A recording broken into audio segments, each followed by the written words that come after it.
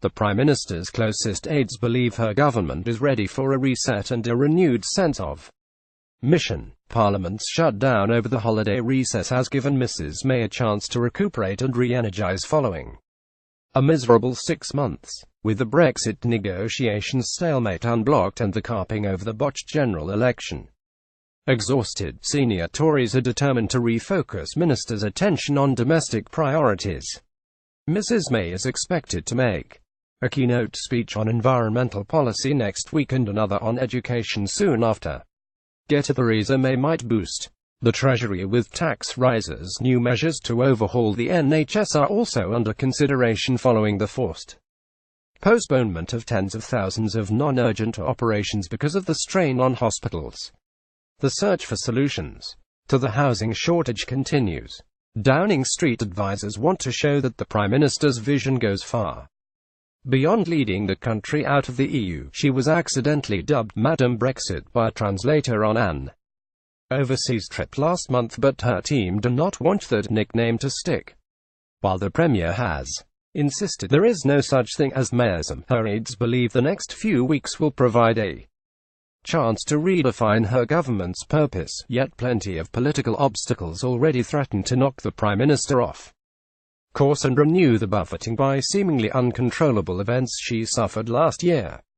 In the House of Lords, plots by Remain backing peers to wreck her flagship EU withdrawal bill are already far advanced.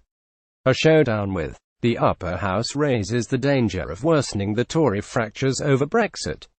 And there is little guarantee that attempting to strike out in new policy directions will not put further pressure on fragile Tory unity. Last year's Brexit battles have given some backbenchers a taste for rebellion that is likely to spread to other issues. The row in the Tory family over Europe has only submerged rather than obliterated other disputes over taxation, public spending and the economy. Mrs. May's domestic policy ambitions are certain to place more demands for funds on an already overstretched Treasury. A hint of the debate within her team about the NHS was given by one of her former key advisors this week. Nick Timothy, who was one of her chiefs of staff before last summer's election and is understood to regularly speak to his former boss, called for a cross-party probe into health and suggested higher taxes were needed to fund improved social care for the elderly. Ministers could lift the cap on the social care element of council tax bills altogether, Mr. Timothy wrote in a newspaper article. Another option might be to increase employees' national insurance contributions to ensure the young do not pay for our aging society. The increase could be limited to workers above the age of 40, he added. Getty domestic priorities are back on the agenda after the Brexit stalemate was broken. The idea of budget tax rises, particularly ones targeted at older voters who overwhelmingly vote Tory, will be unwelcome to MPs on the party's Thatcherite wing. There are similar fears about the government's tilt towards environmental issues. Increases to the cost of living along the lines of the 25p charge on disposable coffee cups may not please all consumers. Some MPs fear the Prime Minister is too easily seduced by big state solutions to policy challenges. They want her to take care that her policy initiatives do not come with a price that adds to the financial squeeze on the just-about-managing families she came to power promising to help. Downing Street advisors must be hoping the Prime Minister made the most of her winter break. Her desire to press ahead with bold policy ambitions could well set her up for another tumultuous year. Will left-wing histrionics trump the president's visit? A year ago this month they were awkwardly holding hands on a walk around the White House. Now preparations are underway for Donald Trump and Theresa May to renew the tricky relationship.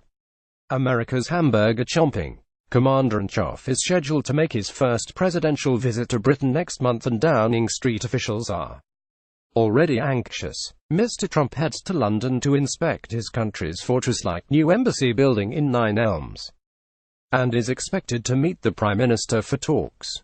Left-wing activists from the Dump Trump campaign group have promised the biggest demonstration in British history. Fears of diplomatic embarrassment and political fallout are acute among the Whitehall staff planning the event with the Washington counterparts.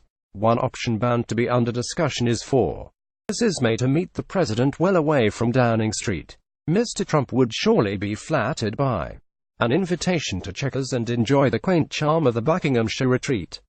A discreet meeting in the countryside could usefully distance the Prime Minister from any chaotic scenes surrounding the presidential entourage with its military helicopters and heavily armored motorcade. Mr. Trump's visit is certain to be treated as a carnival of shrill protest by Jeremy Corbyn and his left-wing fan club, desperate for a cause to rally around as the hopes of the Tory government's implosion fade. Getty. Gordon Brown thought Barack Obama's visit in 2009 would revive his premiership, yet for all the current concerns, the episode is unlikely to have any lasting political impact. Past presidential visits have come and gone with plenty of noise and are forgotten. Gordon Brown thought Barack Obama's first presidential visit to Britain back in 2009 would revive his disaster-prone premiership. Once the presidential circus had gone, the former Labour Prime Minister's hopes of taking on some of the then White House newcomers' stardust proved unfounded. Mr. Trump's visit can be expected to have little long-term impact at Westminster. When the president flies in, the Corbynites will make plenty of noise, but most voters will expect the Prime Minister to quietly get on with the diplomatic task. Mrs. May has nothing to fear from the Donald coming to town.